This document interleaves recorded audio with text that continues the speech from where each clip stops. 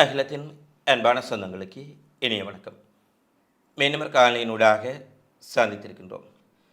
காசாவில் போர் நிறுத்தம் ஏற்படுமா இல்லையா என்பது மிகப்பெரிய கேள்வியாக இருக்கின்றது. இந்த நிலையில் இஸ்ரேலிய ஆக்கிரமிப்பு படை என்றுமில்லாத கொடூர தாக்குதலை காசாவில் நடத்தியிருக்கின்றார்கள். மிகப்பெரிய அளவில் பொதுமக்களினுடைய உயிரிழப்புகள் பதிவாக இருக்கின்றன. அதேபோல பாலஸ்தீன போராளிகளும் இஸ்ரேலிய இராணுவம் மீது மிக கடுமையான தாக்குதல்களை நடத்தியிருக்கின்றார்கள். இஸ்ரேலிய இராணுவத்திற்கு பேரழிவு ஏற்பட்டிருக்கின்றது. அடுத்து சவுதி அரேபியா ஈரானின் முதுகில் குத்தியிருக்கின்றார்கள். ஈரானுடைய முதுகில் மட்டுமல்ல, பாலஸ்தீனர்களுடைய முதுகிலும் குத்தியிருக்கின்றார்கள். இந்த சூழ்நிலையில் சவுதி அரேபியா என்ன விடயத்தை செய்திருக்கின்றார்கள்? ரஷ்யா செய்திருக்கக்கூடிய வரலாற்று சம்பவம். இந்நிலையில் பிராந்தியத்திலும் உலகிலும் நடைபெற்ற மிக முக்கியமான சம்பவங்களை இந்த காணொளியில் விரிவாக பார்க்கலாம். காசாவில் ஒரு போர் நிறுத்தம் ஏற்படலாம், அதை இஸ்ரேல் சம்மதித்து விட்டார்கள்.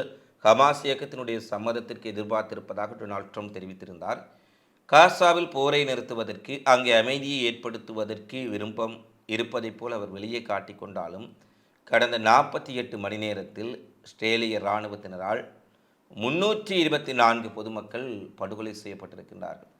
கடந்த 2 நாட்களில் 48 மணி நேரத்தில் மட்டும் 324 பேர் கொடூரமாக படுகொலை செய்யப்பட்டிருக்கின்றார்கள். பாடசாலைகள், மருத்துவமனைகள், ஐநா பள்ளிகள், உணவை வாங்குவதற்காக வரிசையில் நின்ற மக்கள் என அனைத்து இடங்களிலும் ஒரு கொடூரமான வெறியேற்றத்தை இஸ்ரேல் நடத்தியிருக்கின்றார்கள். இன்னும் 2 தினங்களில் நெதன்யாகு அமெரிக்காவுக்கு செல்ல இருக்கின்றார் என்று கூறுகின்றார்கள். ட்ரம்பும் நெதன்யாகும் தினசரி தொலைபேசியில் பேசிக் கொண்டிருப்பதாக கூறுகின்றார்கள். அப்படி இருக்கும்போது இந்த கொடூர தாக்குதலும் இதில் ஏற்படக்கூடிய உயிரிழப்புகளும் அமெரிக்காவுக்கு தெரியாமல் நடப்பதற்கு இந்த வாய்ப்புகளும் இல்லை. எனவே இஸ்ரேலும் அமெரிக்காவும் இணைந்து இந்த யுத்த நிறுத்தம் ஒன்று ஏற்படுவதற்குள் எவ்வளவு மக்களை கொல்ல முடியுமோ அவ்வளவு மக்களை கொல்ல வேண்டும், பாலஸ்தீனர்களுடைய செறிவை குறைக்க வேண்டும் என்ற ஒரு கொடூர எண்ணத்தில் செயற்படுகின்றார்களா என்பதெல்லாம் ஒரு மிகப்பெரிய கேள்வியாகத்தான் இருக்கின்றன.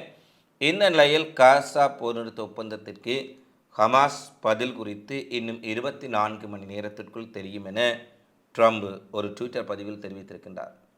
ட்ரம்பினுடைய இந்த கருத்துக்களை எல்லாம் பார்க்கும் பொழுது அவரும் இஸ்ரேலும் சேர்ந்தே இந்த படுகொலைகளை செய்வதைப் போலவும், தாங்கள் படுகொலைகளை அதிகரிப்பதனூடாக அல்லது தாக்குதல்களை அதிகரிப்பதனூடாக ஹமாஸுக்கு ஒரு அழுத்தம் கொடுக்க முற்படுகின்றார்களா என்பதெல்லாம் தெரியவில்லை. ஏனெனில் இஸ்ரேல் அங்கு தாக்குதலை அதிகப்படுத்தி இருக்கின்றார்கள், மக்கள் மீது உயிரிழப்புகள் அதிகமாக இருக்கின்றன. இந்த நிலையில் ட்ரம்ப் ஒரு விடயத்தை தெரிவிக்கின்றார், இன்னும் 24 மணி நேரத்துக்குள் ஹமாஸினுடைய பதில் தெரிந்துவிடும் என்று. எனவே ஹமாஸ் இயக்கம் என்ன பதிலை கூறப்போகின்றார்கள் என்பது ஒருபுறம் இருந்தாலும், ஹமாஸ் இயக்கம் போர்க்களத்தில் மிகப்பெரிய பதிலை இஸ்ரேலிய இராணுவத்திற்கு கூறியிருக்கின்றார்கள்.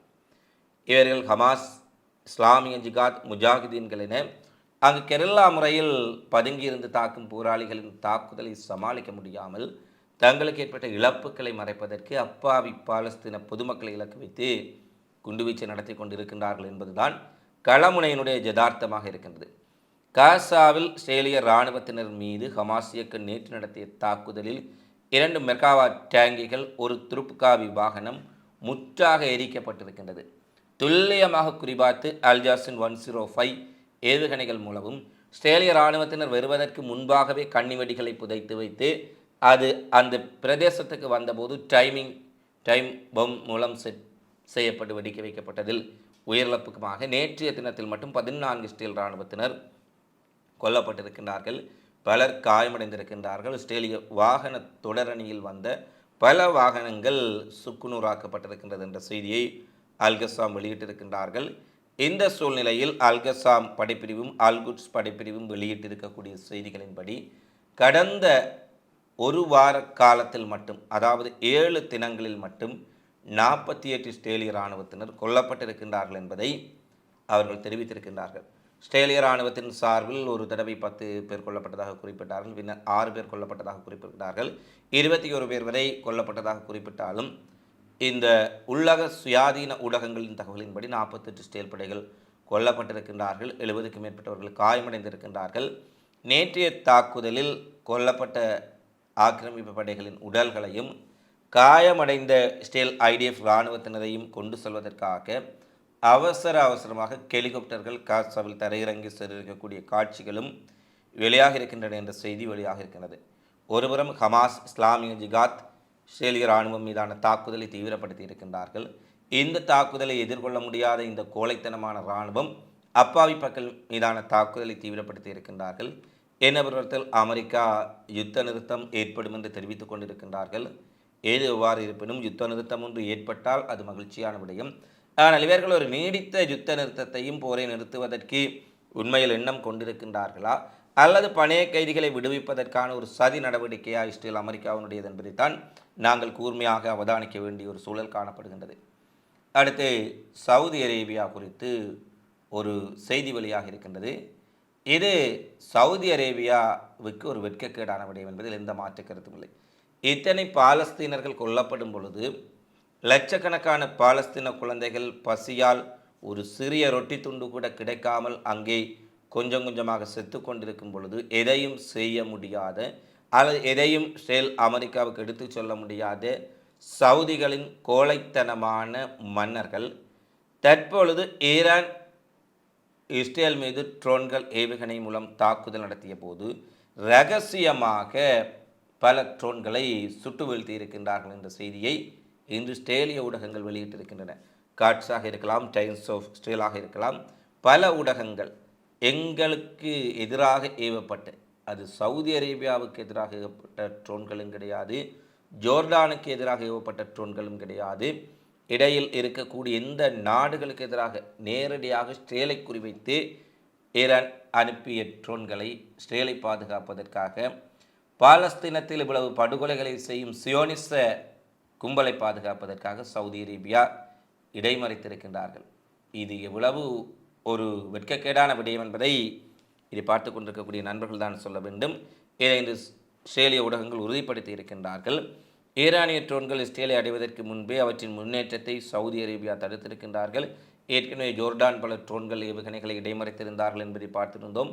தற்போது சவுதி அரேபியா இரகசியமான முறையில் இதை செய்திருக்கின்றார்கள் என்ற செய்தி வழியாக இருக்கின்றது.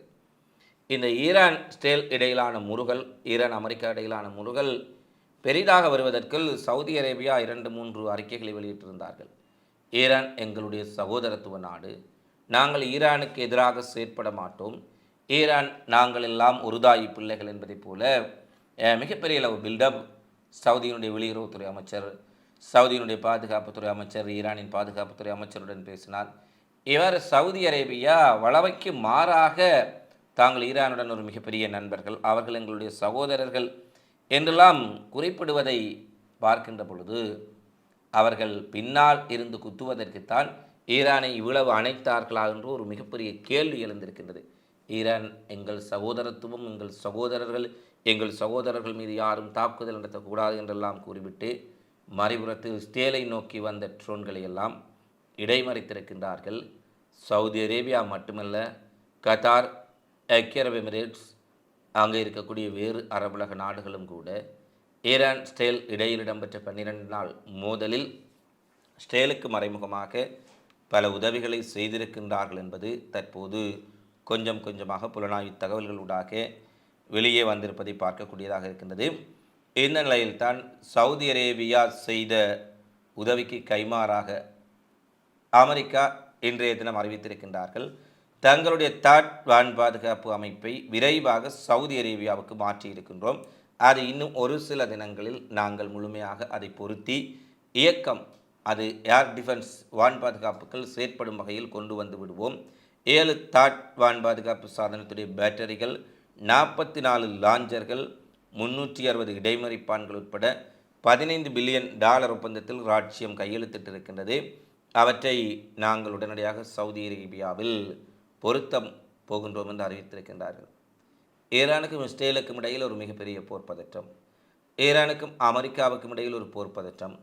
இன்றோ நாளையோ ஈரான் மீது இவர்கள் தாக்குதலை தொடுக்கலாம், ஈரான் அதற்கு பதிலடி கொடுக்கலாம் என்று எதிர்பார்க்கும் சூழ்நிலையில் இஸ்ரேலுக்கு தாட் வான் பாதுகாப்பு சாதனங்களை அமெரிக்கா கொண்டு வந்து அங்கே பொருத்துகின்றார்கள். அதில் இஸ்ரேலை பாதுகாப்பதற்கு அமெரிக்கா, இஸ்ரேலின் இனப்படுகொலைக்கு துணை செய்யும் அமெரிக்கா அதிலிருந்தும் இஸ்ரேலுக்கு ஒரு பாதுகாப்புக்காக செய்கின்றார்கள். ஆனால் ஈரான் மீது தாக்குதலை ஆரம்பிப்பதற்கு முன்பு சவுதி அரேபியாவில் எதற்காக இவ்வளவு வேகமாக இந்த இவ்வளவு யுத்த அவசரத்திற்குள் தாட்வான் பாதுகாப்பு சாதனங்களை மிகப்பெரிய அளவில் சவுதி அரேபியாவில் எதற்காக பொருத்த வேண்டும் என்ற கேள்விகளே இந்த யுத்த களத்தில் சவுதி அரேபியா இந்த பக்கத்தில் நிற்கின்றார்கள். எவ்வாறு ஈரானுடைய முதுகில் ஈரானின் நண்பன் போல சேர்ந்து கொண்டு குத்துகின்றார்கள் என்பதை தெளிவாக பார்க்கக்கூடியதாக இருக்கின்றது. எனவே சவுதி அரேபியாவினுடைய தாட் வான் பாதுகாப்பு சாதனங்கள், ஈரானினுடைய ஏவுகணைகள், ஈரானுடைய ட்ரோன்களில் இருந்து இஸ்ரேலை பாதுகாப்பதற்காக பயன்படுத்தப்பட போகின்றது என்பதுதான் இங்கு திட்ட தெளிவாக தெரிகின்றது. எனவே தன்னுடைய கைப்பிள்ளைகளை பாதுகாக்கும் வேலையையும் தற்போது அமெரிக்கா ஆரம்பித்திருக்கின்றார்கள். சவுதி அரேபியா மட்டுமல்ல, ஐக்கிய அரபு எமிரேட்ஸ் மற்றும் பல்வேறுபட்ட நாடுகளுடனும் அமெரிக்காவினுடைய பென்டகன் பேச்சுவார்த்தை நடத்தியிருப்பதாகவும், ஏனெனில் அங்கெல்லாம் அமெரிக்காவுடைய இராணுவ தளங்கள் அமைந்திருப்பதால் ஈரான் ஒரு பதில் தாக்குதலை நடத்தினால் அதை எதிர்கொள்வதற்கு வான் பாதுகாப்பை பலப்படுத்துவது குறித்து பல பேச்சுவார்த்தைகள் இடம்பெற்றிருப்பதான செய்திகளும் வெளியாக இருக்கின்றன. எனவே பாலஸ்தீனத்தை கொடூரமாக படுகொலை செய்யும் இஸ்ரேலை ஈரான் என்ற யாரோ ஒருவன் தாக்கும் பொழுது அந்த பக்கத்தில் நின்று கொடுங்கோலான ஆட்சியை, இனப்படுகொலை ஆட்சியை, போர்க்குற்றம் செய்யக்கூடிய ஆட்சியை எதிர்ப்பதற்கு துப்பில்லாத முதுகெலும்பில்லாத இந்த அரபிகள், அரபுலக நாடுகள் ஈரானை எதிர்ப்பதற்காக அமெரிக்காவுடன் சேர்ந்து தங்கள் நாடுகளில் வான் பாதுகாப்புகளை ஏற்படுத்தி கொண்டிருக்கின்றார்கள் என்பதெல்லாம் எவ்வளவு பெரிய ஒரு வெட்கக்கேடான கரைபடிந்த விடயமாக இன்று இந்த மத்திய கிழக்கு மாறி இருக்கின்றது என்பதை தெளிவாக காட்டியிருக்கின்றது. அடுத்து ஆப்கானிஸ்தானை முதல் நாடாக தலிபான் அரசாங்கத்தை அங்கீகரித்திருப்பதாக ரஷ்யா அறிவித்திருக்கின்றார்கள். இது ஒரு வரலாற்று சம்பவம் என ரஷ்ய பத்திரிகைகள் தெரிவித்திருக்கின்றார்கள். தொடர்ச்சியாக தாலிபான் அரசுக்கும் ரஷ்யாவுக்கும் இடையில் இடம்பெற்ற பேச்சுவார்த்தைகளை அடுத்து தாலிபான் அரசை முதலாவது நாடாக ரஷ்யா அங்கீகரித்திருக்கின்றது என்ற செய்தி தற்போது வெளியாக இருக்கின்றது. இது தலிபான்களுக்கும் ஆப்கானிஸ்தானுக்கும் நிச்சயமாக ஒரு நல்ல செய்தி. இவர்கள் தற்போது ரஷ்யாவின் நட்புக்குள் வந்திருக்கின்றார்கள். எனவே இந்த நாட்டை முன்னேற்றகரமான பாதையில் கொண்டு வருவதற்கு அல்லது அங்கு பல்வேறுபட்ட சட்ட ரீதியிலான நடவடிக்கைகளை மேற்கொள்வதற்கு ரஷ்யா அங்கீகரித்த பின்னர் ரஷ்யாவுக்கு நெருக்கமான நாடுகளும் அங்கீகரிக்கக்கூடிய ஒரு நிலையை உருவாக்கும் என்பதை பார்க்கக்கூடியதாக இருக்கின்றது. அடுத்து பிரான்சில் ஒரு மிகப்பெரிய போராட்டம், சம்பள உயர்வு கோரி பல்வேறுபட்ட கோரிக்கைகளை வலியுறுத்தி விமான போக்குவரத்து ஊழியர்கள் மிகப்பெரிய அளவில் வேலைநிறுத்தத்தில் ஈடுபட்டிருக்கின்றார்கள். இதனால் விமான சேவைகள் மிகப்பெரிய அளவில் பாதிக்கப்பட்டிருக்கின்றது. ஏறக்குறைய 170 விமானங்கள் ரத்து செய்யப்பட்டிருப்பதால் பிரிட்டனின் மன்னிக்க வேண்டும் பிரான்சினுடைய விமான சேவைகள் ஏறக்குறைய பல விமான நிலையங்கள் ஸ்தம்பிதமடைந்திருக்கின்றன. பிரிட்டன், கிரீஸ், ஸ்பெயின், ஜெர்மன் போன்ற நாடுகளுக்கு செல்லும் 50,000க்கும் மேற்பட்ட பயணிகள் மிகப்பெரிய அளவில் பாதிக்கப்பட்டிருப்பதாகவும், டியான் ஏர் விமான நிறுவனம் தற்போது மிகப்பெரிய அளவில் முடங்கு நிலை ஏற்பட்டிருப்பதான செய்திகள் வெளியாக இருக்கின்றன. எனவே பிரான்ஸ் சம்பள உயர்வு போராட்டம் அடுத்து வரும் நாட்களில் ஒட்டுமொத்த நாட்டிலும் நீடிக்குமாக இருந்தால் பல்வேறுபட்ட விமான நிலையங்களும் செயலிழக்கும் அபாயம் ஏற்பட்டிருப்பதாக விமான நிலைய ஆணையம் எச்சரிக்கை விடுத்திருக்கின்றார்கள். அடுத்து ஸ்டேலுக்கு ஆயுதம் வழங்கும் பிரிட்டன் முடிவை கண்டித்து இனப்படுகொலை அரசுக்கு ஆயுதங்களை வழங்கக்கூடாது என ஒரு போராட்டம் மத்திய இங்கிலாந்தில் நடைபெற்ற போது போராட்டத்தில் அதிகமாக கோபமுற்ற பாலஸ்தீன ஆதரவாளர்கள் சிலர் மத்திய இங்கிலாந்தில் இருக்கக்கூடிய இராணுவ விமானப்படை தளத்துக்குள் நுழைந்து 2 விமானங்களை பாரிய அளவில் சேதப்படுத்தி இருக்கின்றார்கள் என்ற செய்தி தற்போது வெளியாக இருக்கின்றது. 4 பாலஸ்தீன ஆதரவாளர்கள் மீது குற்றம் சுமத்தப்பட்டு அவர்கள் கைது செய்யப்பட்டிருப்பதான செய்திகள் வெளியாக இருக்கின்றன. விமானங்களுக்கு மிகப்பெரிய அளவிலான சேதத்தை இவர்கள் ஏற்படுத்தி இருக்கின்றார்கள் என்ற செய்திகளையும் பிரிட்டனுடைய போலீசார் வெளியிட்டிருக்கின்றார்கள்.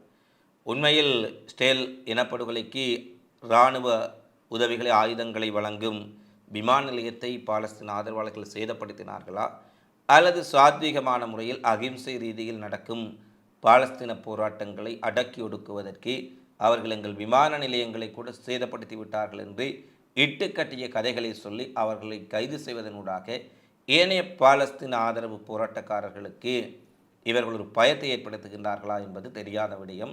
இருந்தபோதிலும் தற்போது நிலவரப்படி பாலஸ்தீன ஆதரவாளர்கள் பிரிட்டன் விமான நிலையத்திற்குள் புகுந்து ஸ்டேலுக்கு இராணுவ உதவிகளை செய்யும் விமான நிலையத்தை சேதப்படுத்தி இருக்கின்றார்கள் என்ற செய்திகள் பரவலாக வெளியாக இருக்கின்றன. இவைதான் இன்றைய நாளில் வெளியான மிக முக்கியமான செய்தி குறிப்புகளாக நிகழ்வுகளாக பதிவாக இருக்கின்றன. தினந்தோறும் உலகெங்கு நடைபெறும் செய்திகளை உடனுக்குடன் அறிந்து கொள்ள அகிலத்தோடு இணைந்திருங்கள். இந்த காணொளி பதிவு தொடர்பிலான உங்களது மதிப்புமிக்க கருத்துக்களை தவறாமல் கமெண்ட்ஸில் பதிவிடுங்கள் என கேட்டுக்கொண்டு மீண்டும் அடுத்த காணொளியில் உங்களை சந்திக்கும் வரை உங்களிடமிருந்து விடைபெறும் நான் உங்கள் அன்பின் சந்துரு. வணக்கம்.